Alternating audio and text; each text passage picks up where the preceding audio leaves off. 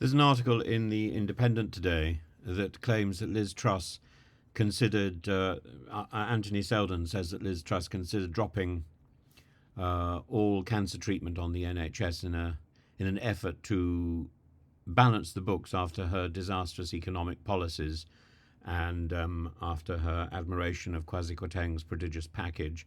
It's the most bizarre claim, and the fact that it was even entertained tells you what an absolute shit Liz Truss is. For somebody who's recovering from cancer or even in the middle of it, I'm literally awaiting a call from the doctor this morning. It's taken 3 or 4 weeks to actually get to this point, and that's the positive side of the NHS. It doesn't move very fast, and it moves significantly slower than anxiety would encourage. But under Liz Truss, it would have stopped altogether. She should never be allowed near power again.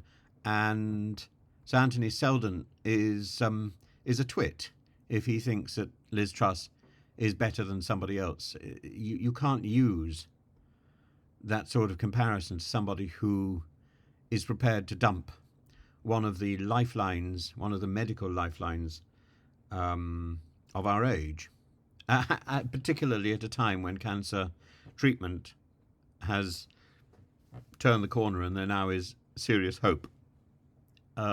His book, Truss at 10, How Not to be a Prime Minister, is, of course, deeply critical to Liz Truss, but tries to compare her to Boris Johnson. I cannot imagine Boris Johnson would have for one moment have entertained this idea.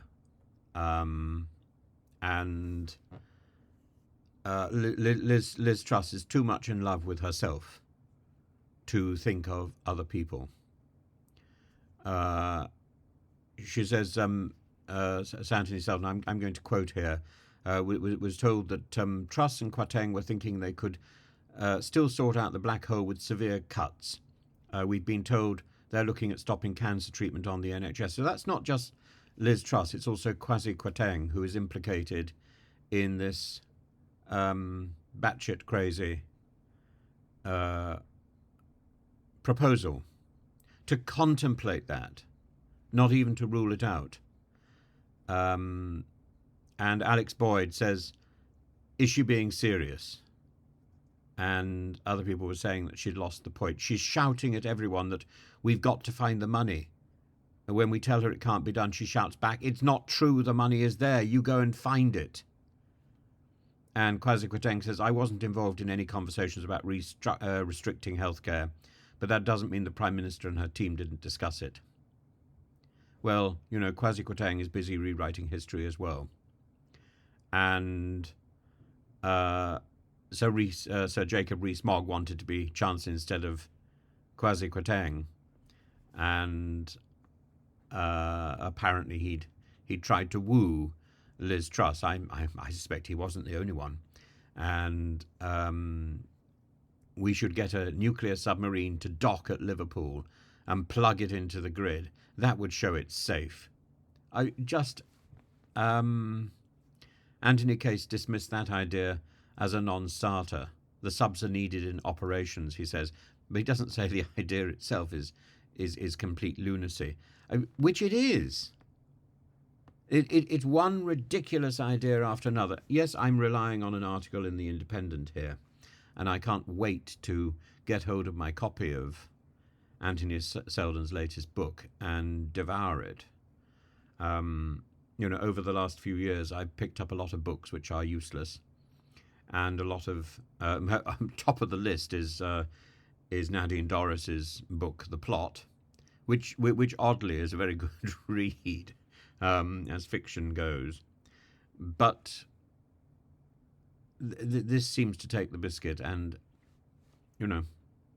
I love tall tales and I love a good piece of writing, but to even indulge in some of these thoughts, there are things you simply don't consider.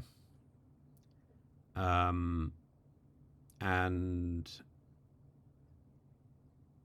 The other thing is he talks about a dossier that exists to intimidate Liz Truss with a thick dossier of her indiscretions, her drinking, cocaine use by others among her team. Well, I'm sure we could all compile that dossier.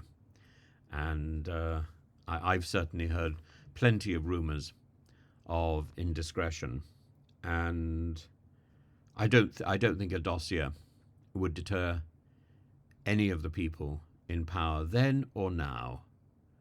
The problem with British politics is it is steeped in dirt up to its eyebrows, and we need to change that.